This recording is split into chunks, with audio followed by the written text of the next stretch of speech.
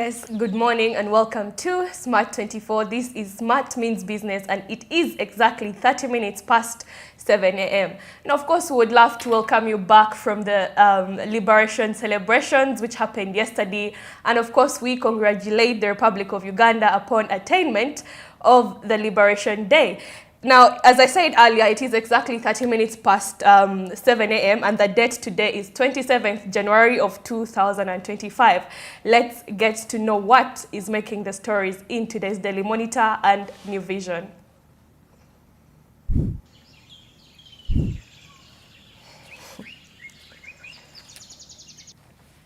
Yes, starting off with today's Daily Monitor, we take a look at of course, congratulate as well the primary 7 students upon attainment of the primary living examination certificate.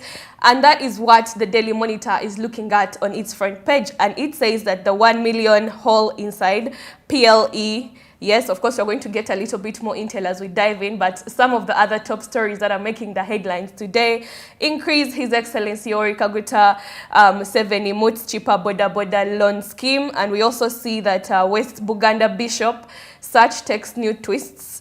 However, we also see that the government gives PDM beneficiaries a New Year's gift. So that is what is on the front page of today's Daily Monitor. Diving deeper into the stories, of course, we see that His Excellency Yoweri Kaguta Museveni scraps bank charges on PDM beneficiaries. And this is looking at the 4,000 Ugandan shillings that was being imposed onto these beneficiaries by the banks that were in charge.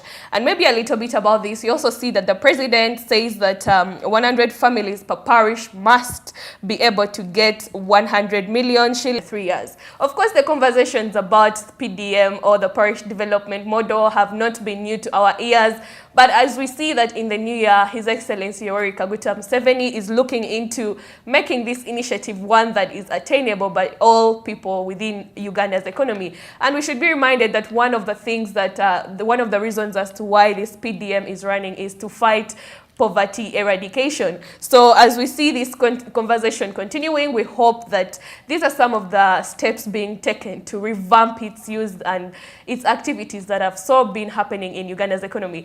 However, when we continue again about the conversation of Liberation Day, we see that 61 officials were able to get medals at NRM's 39th Liberation Day. And of course, we'll be reminded that on the day of yesterday, 39 years ago, His Excellency Yoweri Kaguta Museveni was able to liberate the economy of Uganda under the shuffles that had so held it.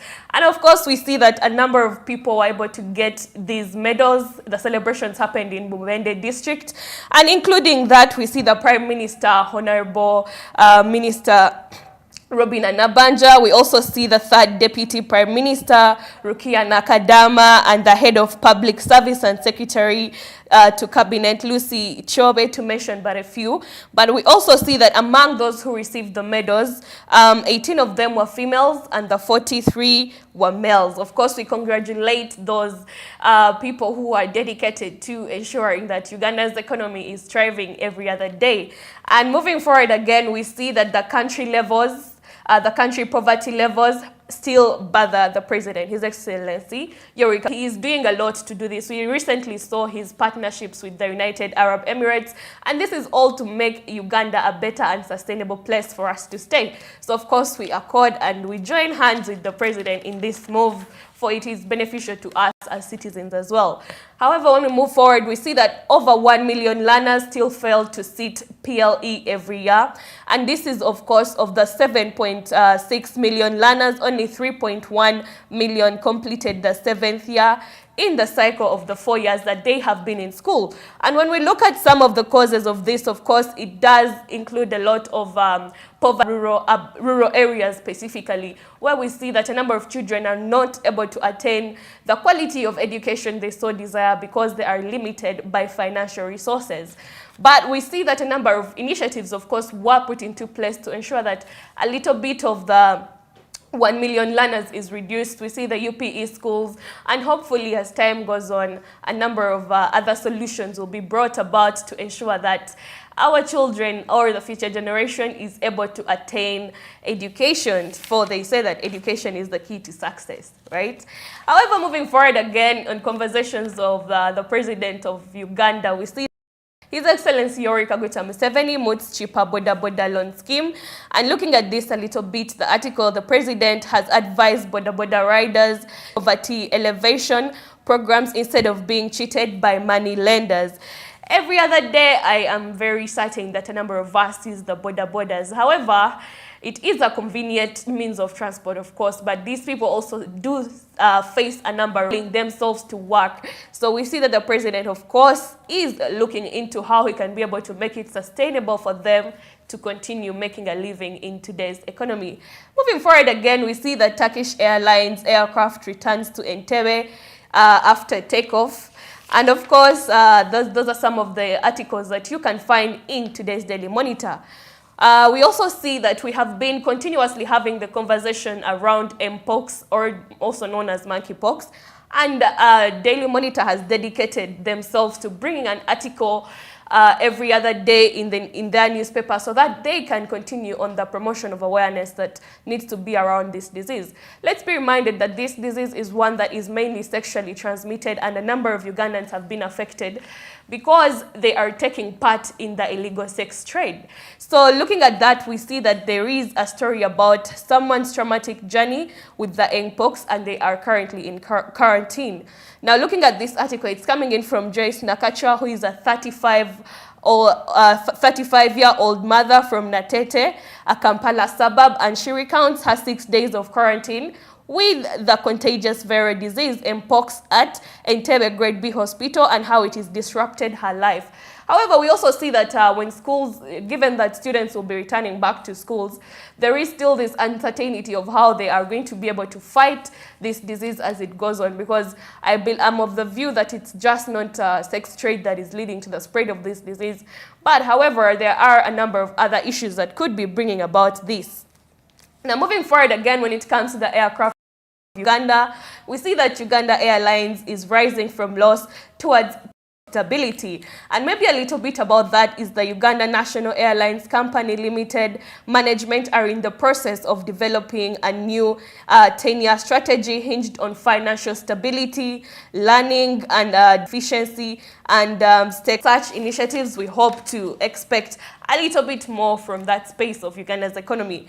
Moving forward again in the Daily Monitor, we see that leading Africa in pharmaceuticals research and innovation.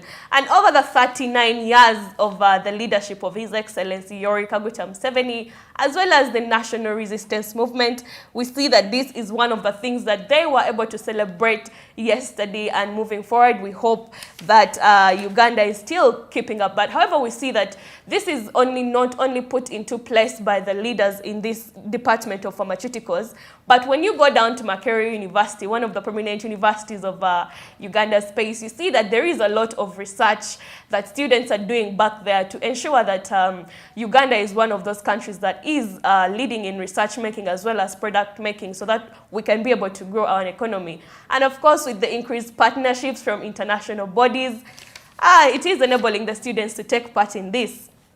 And moving forward again, we've had conversations about insurance, and we've reminded you that this is the year 2025 where you should have a business or health or personal insurance to ensure that you are, safe for the future when it comes around. And looking at that, an article comes in from the mandatory local marine insurance that will be taking effect in the next month, and this is coming in from the IRA, the body that is responsible for regulating insurance, the Insurance Regulatory Authority of Uganda's economy.